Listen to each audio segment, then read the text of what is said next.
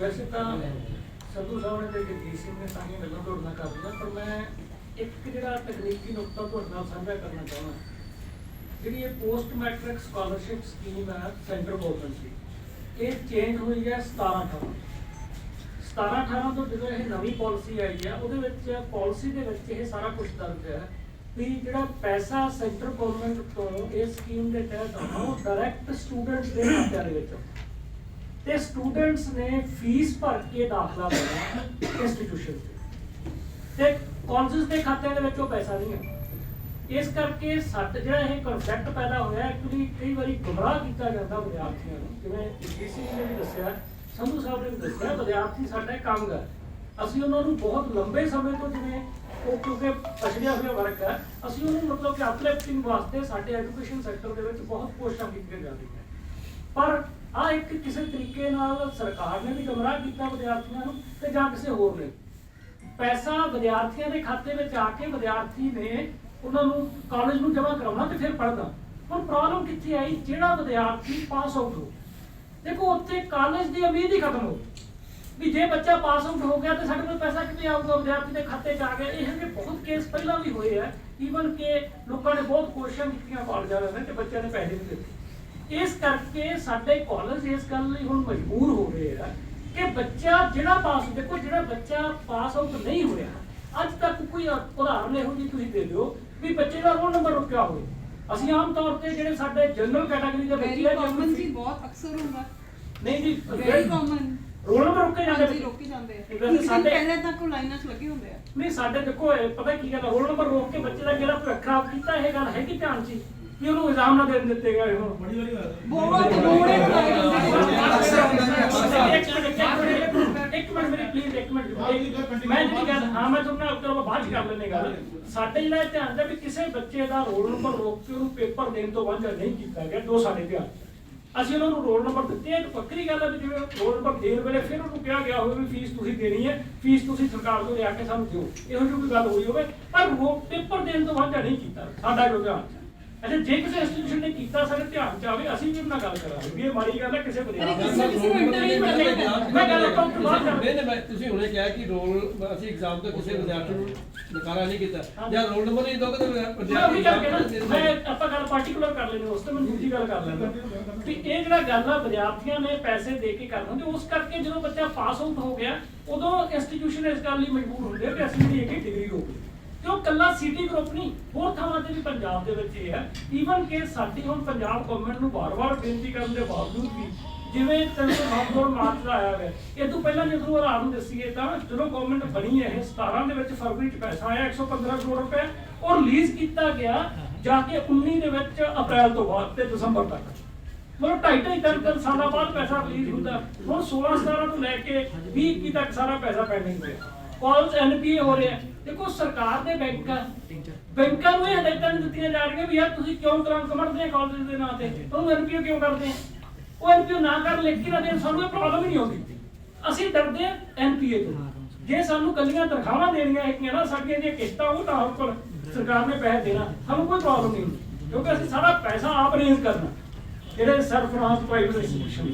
ਇਸ ਕਰਕੇ ਪ੍ਰੋਬਲਮ ਹੁੰਦੀ ਹੈ ਤੇ ਅਸੀਂ ਪਲੀਜ਼ ਅਸੀਂ ਇਹ ਗੱਲ ਤੁਹਾਡੇ ਕੋਲ ਪੱਖੇ ਰੱਖਣ ਆਏ ਆ ਵੀ ਅਸੀਂ ਆਪਦੇ ਤੌਰ ਤੇ ਹਰ ਤਰ੍ਹਾਂ ਨਾਲ ਕੋਆਪਰੇਟ ਕਰਨ ਲਈ ਤਿਆਰ ਹਾਂ ਤੇ ਅਸੀਂ ਮਾਫੀ ਚਾਹਾਂਗੇ ਤੁਹਾਨੂੰ ਸਾਡੀ ਲੇਟ ਕਰਨੀ ਪਈ ਤੇ ਅੱਜ ਜੁਆਇੰਟ ਐਕਸ਼ਨ ਕਮੇਟੀ ਜਿਹੜੀ ਕਿ 13 ਸਾਡੇ ਐਸੋਸੀਏਸ਼ਨ ਦੀ ਬਣੀ ਹੋਈ ਹੈ ਉਹਦੇ ਚੇਅਰਮੈਨ ਸਾਹਿਬ ਤੇ ਪ੍ਰੈਜ਼ੀਡੈਂਟ ਧੂਰੀ ਸਾਹਿਬ ਨੇ ਜਗਜੀਤ ਸਿੰਘ ਜੀ ਧੂਰੀ ਚੇਅਰਮੈਨ ਸਾਹਿਬ ਧਾਲੀਵਾਲ ਸਾਹਿਬ ਆ ਗਏ ਨੇ ਤੇ ਇਹ ਤੁਹਾਨੂੰ ਜ਼ਰਾ ਕੁਝ ਬਰੀਫ ਕਰਨੀ ਹੈ ਉਸ ਤੋਂ ਬਾਅਦ ਨਹੀਂ ਹੋਵੇਗਾ ਸਾਡੇ ਨਾਲ ਚੰਡੀਗੜ੍ਹ ਯੂਨੀਵਰਸਿਟੀ ਦੇ ਚਾਂਸਲਰ ਸਰਦਾਰ Satnam Singh ji Sandhu Lovely professional university ਦੇ ਚਾਂਸਲਰ ਅਸ਼ੋਕ ਮਿੱਤਲ ਜੀ ਤੇ ਹੋਰ ਕੌਣ ਹੈ ਜਰਾ ਪਲੀਜ਼ ਜਰਾ ਤੁਸੀਂ ਦੱਸੋ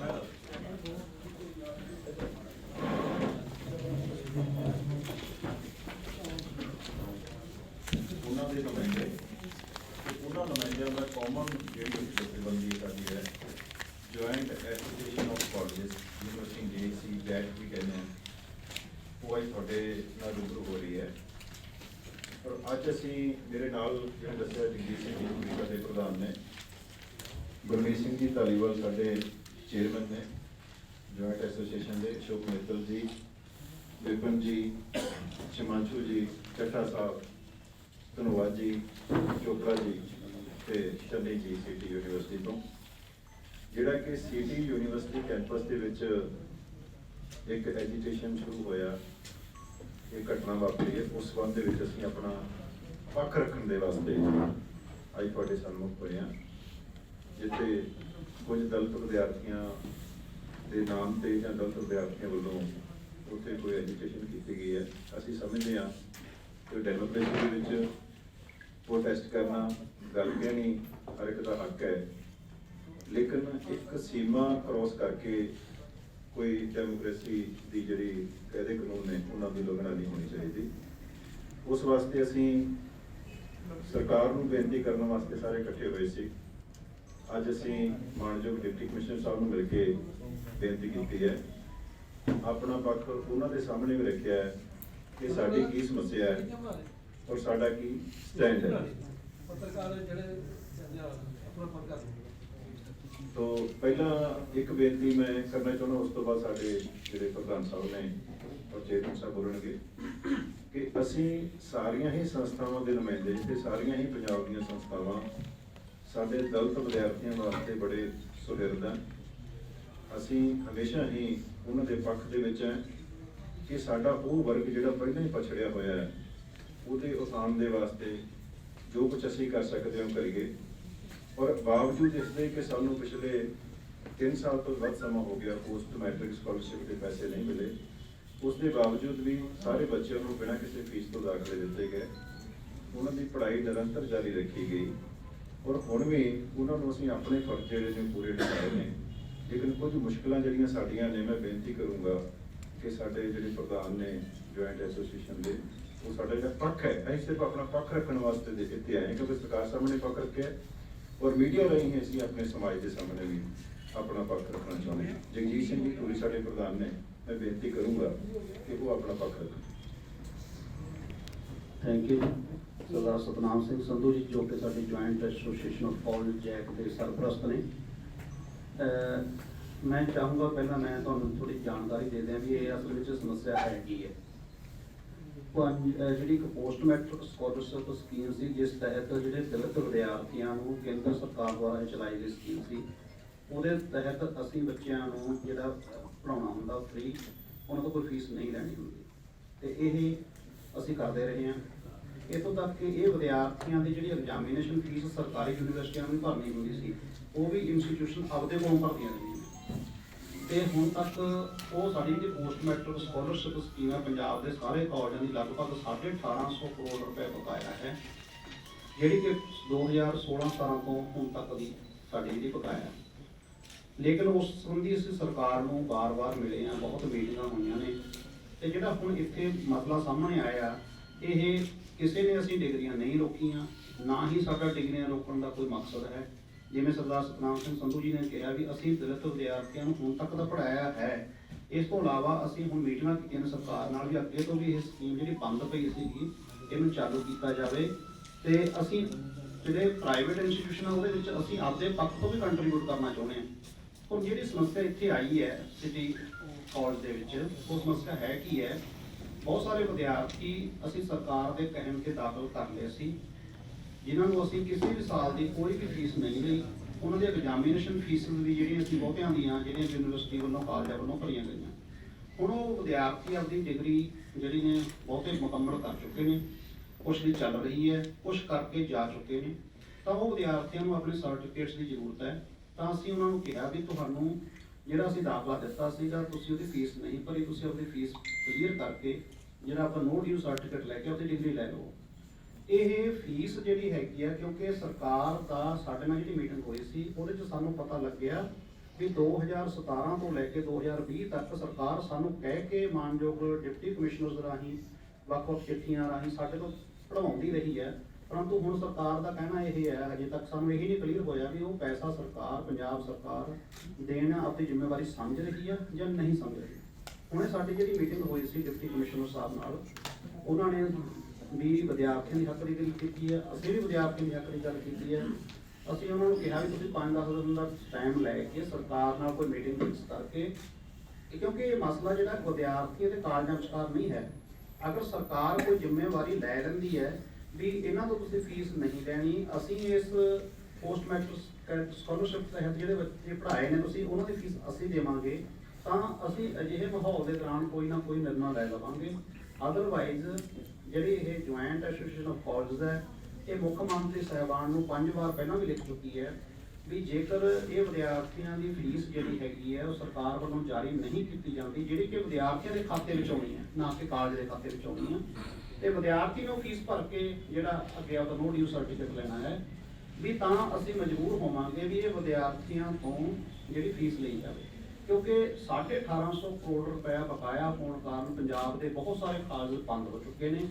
ਤੇ ਬਹੁਤ ਸਾਰੇ ਜਿਹੜੇ ਕਾਲਜ ਨੇ ਉਹ ਬੈਂਕ ਦੇ ਡਿਫਾਲਟਰ ਹੋ ਚੁੱਕੇ ਨੇ, ਜਦੋਂ ਕਿ ਉਸ ਤੋਂ ਬਹੁਤ ਵੱਡੀ ਅਮਾਉਂਟ ਜਿਹੜੇ ਬੈਂਕਾਂ ਦੀ ਉਹਨੇ ਪੇ ਕਰਨੀ ਹੈ, ਉਸ ਤੋਂ ਜ਼ਿਆਦਾ ਅਮਾਉਂਟ ਪੋਸਟ ਮੈਟ੍ਰਿਕ ਸਕਾਲਰਸ਼ਿਪ ਦੇ ਤਹਿਤ ਇਹਨਾਂ ਕਾਲਜਾਂ ਨੇ ਲੈਣੀ ਹੈ। ਸੋ ਅਸਲ ਵਿੱਚ ਇਹ ਮਸਲਾ ਜਿਹੜਾ ਹੈਗਾ ਉਹ ਸਿਰਫ ਔਰ ਸਿਰਫ ਸਰਕਾਰ ਦੇ ਹੱਥ ਵਿੱਚ ਹੈ ਕਿ ਉਹ ਤੁਰੰਤ ਇਹ ਵਿਦਿਆਰਥੀਆਂ ਦੀ ਜਿਹੜੀ ਫੀਸ ਹੈ, ਜਿਹੜੀ ਵਿਦਿਆਰਥੀਆਂ ਦੇ ਖਾਤੇ ਵਿੱਚ ਆਉਣੀ ਹੈ,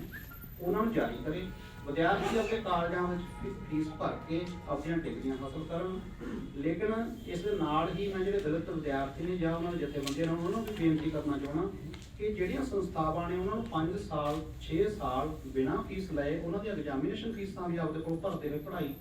ਜਿਹੜੀ ਹੈਗੀ ਜਾਰੀ ਰੱਖੀ ਹੈ, ਤਾਂ ਉਹਨਾਂ ਸੰਸਥਾਵਾਂ ਦੇ ਨਾਲ ਜਿਹੜਾ ਗੈਰ ਅਖਲਾਕੀ ਜਿਹੜਾ ਆਪਣਾ ਫਰਜ਼ ਨਹੀਂ ਬਣਦਾ ਵੀ ਆਪਾਂ ਉਹਨਾਂ ਨਾਲ ਇਸ ਤਰ੍ਹਾਂ ਦਾ ਵਰਤਾਓ ਕਰੀਏ। ਸੋ ਸੰਸਥਾਵਾਂ ਹੁੰਦੀਆਂ ਨੇ ਜਿਹੜੇ ਸਾਰਿਆਂ ਦੀਆਂ ਸਾਂਝੀਆਂ ਹੁੰਦੀਆਂ ਨੇ, ਵਿਦਿਆਰਥੀਆਂ ਨੂੰ ਉੱਥੋਂ ਸਿੱਖਿਆ ਗ੍ਰਹਿਣ ਕੀਤੀ ਹੈ। ਇਸ ਲਈ ਅਸੀਂ ਮਾਨਯੋਗ ਡਿਪਟੀ ਕਮਿਸ਼ਨਰ ਸਾਹਿਬ ਨੂੰ ਇਹ ਗੱਲ ਕਹੀ ਸੀ ਵੀ ਜਿਹੜੇ ਵਿਦਿਆਰਥੀ ਕਿਸੇ ਵੀ ਕਾਰਨ, ਗਲਤੀ ਕਾਰਨ, ਭੁਲੇਖੇ ਕਾਰਨ ਜਾਂ ਕੋਈ ਜਥੇਬੰਦੀਆਂ ਸੰਸਥਾ ਦੇ ਅੰਦਰ ਦਾਖਲ ਹੋ ਗਈਆਂ, ਅੰਦਰ ਕੁਝ ਸਟਾਫ ਵੀ ਹੈਗਾ, ਲੇਡੀ ਸਟਾਫ ਵੀ ਹੈਗਾ, ਵੀ ਉਸ ਨੂੰ ਖਾਲੀ ਕਰਕੇ ਉਹ ਆਪਦਾ ਜਿਹੜਾ ਹੱਕ ਬਣਦਾ ਉਹਨਾਂ ਦਾ ਪ੍ਰੋਟੈਸਟ ਕਰਨਾ ਉਹ ਕਰਨ। ਪਰੰਤੂ ਨਾਲ ਹੀ ਅਸੀਂ ਉਹਨਾਂ ਨੂੰ ਬੇਨਤੀ ਕਰਦੇ ਹਾਂ ਵੀ ਉਹ ਇਹ ਪ੍ਰੋਟੈਸਟ ਕਰਨ ਦੀ ਬਜਾਏ ਸਾਡੇ ਨਾਲ ਰਲ ਕੇ ਆਪਾਂ ਸਰਕਾਰ ਨੂੰ ਇਹ ਗੁਹਾਰ ਲਾਈਏ ਵੀ ਜਿਹੜਾ ਇੰਨਾ ਲੰਬੇ ਟਾਈਮ ਦਾ ਬਕਾਇਆ ਚੱਲ ਰਿਹਾ ਵੀ ਉਸ ਦਾ ਕੁਝ ਭਰੋਸਾ ਦੇਣ, ਕੋਈ ਕਿਸ਼ਤ ਜਿਹੜੀ ਹੈਗੀ ਜਾਰੀ ਕਰਨ। ਕਿਉਂਕਿ ਕੇਂਦਰ ਸਰਕਾਰ ਵੱਲੋਂ 2016-17 ਤੱਕ ਦਾ ਜਿਹੜਾ ਸੀਗਾ 16 ਤੱਕ ਦਾ ਉਹ 309 ਕਰੋੜ ਰੁਪਏ ਆਏ ਨੂੰ ਅੱਜ 8 ਮਹੀਨੇ ਹੋ ਗਏ। ਅਗਰ ਉਹ ਰਾਸ਼ੀ ਵੀ ਅੱਜ ਵੰਡ ਦਿੱਤੀ ਜਾਂਦੀ ਹੈ ਕਾਲਜਾਂ ਦੇ ਵਿਚਕਾਰ, ਤਾਂ ਕੁਛ ਨਾ ਕੁਛ ਕਾਲਜਾਂ ਨੂੰ ਰਾਹਤ ਮਿਲ ਸਕਦੀ ਹੈ। ਸੋ ਇਸ ਮਸਲੇ ਨੂੰ ਕਦੇ ਵੀ ਇਸ ਤਰ੍ਹਾਂ ਨਾ ਵਿਚਾਰਿਆ ਜਾਵੇ ਵੀ ਕੋਈ ਕਾਲਜਾਂ ਵੱਲੋਂ ਦਲਿਤ ਵਿਦਿਆਰਥੀਆਂ ਨਾਲ ਕੰਫਲਿਕਟ ਹੈਗਾ,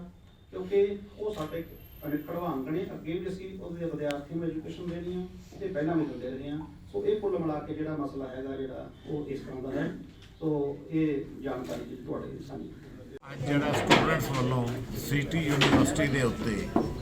ਕਬਜ਼ਾ ਕਰ ਲੈਣਾ ਜਾਂ ਉਹਨੂੰ ਹਾਈਜੈਕ ਕਰ ਲੈਣਾ, ਅਸੀਂ ਇਸ ਗੱਲ ਦੀ ਪੂਰੀ ਤਰ੍ਹਾਂ ਨਾਲ ਨਿਖੇਧੀ ਕਰਦੇ ਹਾਂ। ਦੁਆਬੇ ਦੇ ਵਿੱਚ 65% ਤੋਂ ਲੈ ਕੇ 85% ਤੱਕ ਸਟੂਡੈਂਟ ਜਿਹੜੇ ਆ ਉਹ ਸ਼ਡਿਊਲ ਕਾਸਟ ਸਟੂਡੈਂਟ ਹੈਗੇ ਆ।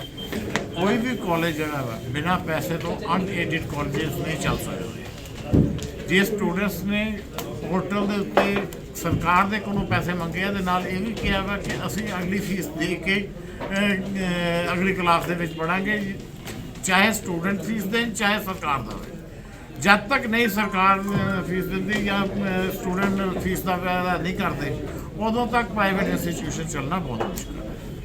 ਔਰ ਇਸ ਵਕਤ 5 ਲੱਖ ਦੇ ਕਰੀਬ ਜਿਹੜਾ ਇੰਪਲਾਈ ਹੈ ਪ੍ਰਾਈਵੇਟ ਇੰਸਟੀਟਿਊਸ਼ਨਸ ਦੇ ਵਿੱਚ ਕੰਮ ਕਰ ਰਿਹਾ, ਜਿਹੜਾ ਕਿ ਸਭ ਤੋਂ ਵੱਡਾ ਦਾਇਰਾ ਵਾ। ਤੁਸੀਂ ਇਹ ਗੱਲ ਸਮਝ ਸਕਦੇ ਆ ਕਿ ਜੇ 1650 ਕਾਲਜਸ ਅੱਜ ਪੰਜਾਬ ਦੇ ਇਹਨਾਂ ਨੀਤੀਆਂ ਦੇ ਨਾਲ ਜੇ ਬੰਦ ਹੋ ਜਾਂਦੇ ਆ ਤੇ ਪੰਜਾਬ ਦੀ ਕੀ ਹਾਲਤ ਹੋਏਗੀ। ਉਹੋ ਹੀ ਸਮਾਂ ਆਊਗਾ ਜਿਸ ਸਮੇਂ ਦੇ ਵਿੱਚ ਸਟੂਡੈਂਟ ਇੱਥੋਂ ਜਾ ਕੇ 5-5 7-10 ਲੱਖ ਰੁਪਈਆ ਦੇ ਕੇ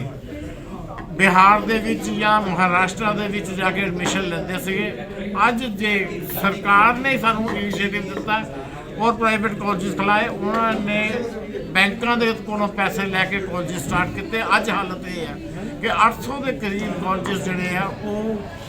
NPA ਹੋਏ ਆ। ਬੈਂਕ ਜਿਹੜੇ ਉਹਨਾਂ ਨੇ ਆਕਸ਼ਨ ਦੇ ਬੋਰਡ ਲਾਏ ਹੋਏ ਆ, ਸਰਕਾਰ ਕੋਲੋਂ ਪੈਸੇ ਲੈਣ ਵਾਲੇ ਆ, ਸਰਕਾਰ ਪੈਸੇ ਨਹੀਂ ਦੇ ਰਹੀ ਔਰ ਬੈਂਕਾਂ ਦੇ ਜਿਹੜੇ ਕਾਲਜਸ ਆ ਉਹ ਬੰਦ ਹੋਣ ਦੇ ਕਗਾਰ। 1-2 ਵਜੇ ਦੀ ਗੱਲ ਹੈ ਸਾਨੂੰ ਇਨਫੋਰਮੇਸ਼ਨ ਆਈ ਸੀ ਕਿ ਅੱਜ ਉਹਨਾਂ ਨੇ ਧਰਨਾ ਲਾਣਾ ਤੇ ਪੁਲਿਸ ਪਹਿਲੇ ਹੀ ਆ ਗਈ ਸੀਗੀ ਧਰਨੇ ਤੋਂ ਪਹਿਲਾਂ ਤੇ ਮੁੜ ਕੇ ਐਸਐਚਓ ਸਾਹਿਬ ਉਹਨਾਂ ਨੂੰ ਧਰਨੇ ਵਾਲਿਆਂ ਨੂੰ ਬਾਹਰ ਕੀ ਗੱਲਬਾਤ ਹੋਈ ਸਾਨੂੰ ਨਹੀਂ ਪਤਾ, ਉਹਨਾਂ ਨੂੰ ਨਾਲ ਹੀ ਲੈ ਗਏ। ਉਹ ਸਾਡੇ ਡਾਇਰੈਕਟਰ ਦੇ ਰੂਮ 'ਚ ਬੈਠ ਗਏ। ਉਸ ਤੋਂ ਬਾਅਦ ਬੰਦੇ ਵੱਧਦੇ ਗਏ ਤੇ ਸਾਡੇ ਡਾਇਰੈਕਟਰਸ ਨੂੰ ਜਾਂ ਹੋਰ ਵੀ ਟੀਚਰਸ ਨੂੰ ਬਾਹਰ ਕੱਢ ਦਿੱਤਾ ਗਿਆ ਤੇ ਉੱਥੇ ਹਾਈਜੈਕ ਹੋ ਗਿਆ। ਪਰਸੋਂ 1-2 ਵਜੇ ਦੀ ਗੱਲ ਹੈ। ਕਿੰਨੇ ਕੁ ਬੰਦੇ ਸੀਗੇ ਤੁਸੀਂ? ਪਹਿਲੇ ਤੇ ਥੋੜੇ ਸੀਗੇ, 10-12 ਸੀਗੇ, ਫਿਰ ਬੰਦੇ 40-50 ਹੋ ਗਏ। ਫਿਰ ਸਾਨੂੰ ਸਾਰਿਆਂ ਨੂੰ ਸਾਡੇ ਬੰਦਿਆਂ ਨੂੰ ਕੱਢ ਦਿੱਤਾ ਗਿਆ। ਮੈਂ ਤੇ ਉਸ ਦਿਨ ਲੁਧਿਆਣੇ ਸੀਗਾ। ਮੇਰਾ ਇੱਕੋ ਇੱਕ ਤੁਹਾਡੇ ਅੱਗੇ ਵੀ ਗੁਜ਼ਾਰਿਸ਼ ਹੈ, ਸਰਕਾਰ ਅੱਗੇ ਵੀ ਹੈ ਕਿ ਚਲੋ ਜ਼ਿੰਦਗੀ ਦੇ ਵਿੱਚ ਹੋ ਸਕਦਾ ਸਰਕਾਰ ਕੋਲੋਂ ਪੈਸੇ ਨਾ ਹੋਣ, ਕੋਈ ਹੋਰ ਚੀਜ਼ਾਂ ਹੋਣ, ਉਹਨਾਂ ਦਾ ਇੱਕ ਕੋਰਟ 'ਚ ਜਾਣਾ ਜਾਂ ਸਾਨੂੰ ਨੋਟਿਸ ਦੇਣਾ ਜਾਂ ਬੱਚਿਆਂ ਨੂੰ ਡਿਗਰੀਆਂ ਦਿਵਾਉਣਾ ਉਹ ਇੱਕ ਅਲੱਗ ਚੀਜ਼ ਹੈ। ਲੇਕਿਨ ਇਹ ਜਿਹੜਾ ਕਿ ਮੈਨੂੰ ਐਡਵੋਕੇਟ ਨੇ ਵੀ ਦੱਸਿਆ ਕਿ ਕੋਈ ਵੀ ਸੰਸਥਾ ਹੋਵੇ ਜਾਂ ਕੋਈ ਹੋਰ ਐਸੋਸੀਏਸ਼ਨ ਹੋਵੇ, ਕਿਤੇ ਵੀ 250 ਮੀਟਰ ਤੋਂ ਉਰੇ ਕੋਈ ਵੀ ਕਿਤੇ ਧਰਨਾ ਵੀ ਨਹੀਂ ਲਗਾ ਸਕਦਾ। ਪਰ ਸਾਡੇ ਕੀ ਹੋਇਆ, ਉਹਨਾਂ ਨੇ ਹਾਈਜੈਕ ਕਰ ਲਿਆ ਔਰ ਜਿਹਦੇ ਵਿੱਚ ਤੁਸੀਂ ਦੇਖਦੇ ਜੇ ਕਿਸੇ ਨੂੰ ਅੰਦਰ ਨਹੀਂ ਵੜਨ ਦਿੱਤਾ ਜਾ ਰਿਹਾ, ਪੁਲਿਸ ਵੀ ਉੱਥੇ ਘੁੰਮ ਰਹੀ ਹੈ। ਮੇਨ ਮੇਰੀ ਇਹੀ ਤੁਹਾਡੇ ਅੱਗੇ ਗੁਜ਼ਾਰਿਸ਼ ਹੈ ਕਿ ਜਿਹੜਾ ਮੀਡੀਆ ਵਾ ਇਸ ਗੱਲ ਨੂੰ ਉਠਾਵੇ ਕਿ ਜਿਹੜਾ ਇਲੀਗਲ ਕੰਮ ਹੋਇਆ, ਜਿਹੜਾ ਸਾਡਾ ਮਸਲਾ ਵਾ ਸਰਕਾਰ ਦਾ, ਬੱਚਿਆਂ ਦਾ ਤੇ ਸਾਡਾ, ਉਹਦੇ ਵਿੱਚ ਕੁਝ ਫਲੋ ਨਹੀਂ, ਕੋਈ ਸਰਕਾਰ ਵੱਲੋਂ ਨਹੀਂ, ਕੁਝ ਬੱਚਿਆਂ ਨੂੰ ਪੈਸੇ ਦੇਣ ਦੀ ਕਮਿਟਮੈਂਟ ਕੀਤੀ ਗਈ। ਬੱਚਿਆਂ ਨੇ ਆਪ ਪੋਰਟਲ ਤੇ ਗਏ, ਬੱਚਿਆਂ ਨੇ ਪੈਸੇ ਸਰਕਾਰ ਕੋਲ ਲੈ ਕੇ ਸਾਨੂੰ ਦੇਣੇ ਸੀਗੇ। ਇਹ ਉਹਦੇ ਵਿੱਚ ਹਰ ਐਕਟ ਦੇ ਵਿੱਚ ਲਿਖਿਆ ਹੈ। ਇਹ ਨਹੀਂ ਹੈ ਕਿ ਬੱਚੇ ਨੇ ਸਿਰਫ ਸਰਕਾਰ ਨੇ ਸਾਨੂੰ ਕਿਹਾ ਸੀ ਬੱਚੇ ਦੇ ਅਕਾਊਂਟ 'ਚ ਪੈਸੇ ਆਣੇ ਆ, ਬੱਚੇ ਨੇ ਹਰ ਸਾਲ ਪਿਛਲੇ ਪੈਸੇ ਦੇਣੇ ਆ, ਅੱਗੋਂ ਪੜ੍ਹਨਾ ਵਾ। ਚਲੋ ਅਸੀਂ ਸੋਚਿਆ ਵੀ ਅਗਲੇ ਸਾਲ ਦੇ ਦੇਣਗੇ, ਫਿਰ ਅਗਲੇ ਦੇ ਦੇਣਗੇ, ਉਹ ਕੁਝ ਨਹੀਂ ਹੋਇਆ। ਉਹਦੇ ਕਰਕੇ ਚਲੋ ਕੋਈ ਇੱਕ ਅਲੱਗ ਮਸਲਾ ਵਾ। ਲੇਕਿਨ ਜਿਹੜਾ ਸਾਡਾ ਮਸਲਾ ਵਾ ਕਿ ਕਬਜ਼ਾ ਜਿਹੜਾ ਜਲਦੀ ਤੋਂ ਜਲਦੀ ਹਟਾਇਆ ਜਾਵੇ ਤੇ ਉਹਨਾਂ ਬੰਦਿਆਂ ਨੂੰ ਸਜ਼ਾ ਦਿੱਤੀ ਜਾਵੇ ਕਿ ਇਸ ਤਰ੍ਹਾਂ ਨਹੀਂ ਤੇ ਅਦਰਵਾਈਜ਼ ਇਹ ਤੁਸੀਂ ਦੇਖੋ ਕਿ ਹੋਰ ਵੀ ਕਬਜ਼ੇ ਹੋਣੇ ਸ਼ੁਰੂ ਹੋ ਜਾਣਗੇ। ਸੀਸੀਟੀਵੀ ਫੁਟੇਜ ਤੁਸੀਂ ਜਿੱਦਾਂ ਦੇਖੀ? ਹਾਂਜੀ ਸਰ। ਰਾਜਦੀਪ ਜੀ ਕੀ ਮਸਲਾ ਜੀ ਤੁਹਾਡਾ? ਅੱਜ ਜੀ ਅਸੀਂ ਜੁਆਇੰਟ ਐਸੋਸੀਏਸ਼ਨ ਆਫ ਕਾਲਜਸ ਪੂਰੇ ਪੰਜਾਬ ਦੀ ਇੱਥੇ ਟੀਮ ਆਈ ਹੈ ਜੋ ਚੰਨੀ ਸਾਹਿਬ ਦੇ ਇੱਕ ਸਿਟੀ ਸੰਸਥਾਵਾਂ ਦੇ ਵਿੱਚ ਮਸਲਾ ਖੜਾ ਹੋਇਆ ਸੀ ਲਾਅ ਐਂਡ ਆਰਡਰ ਦਾ।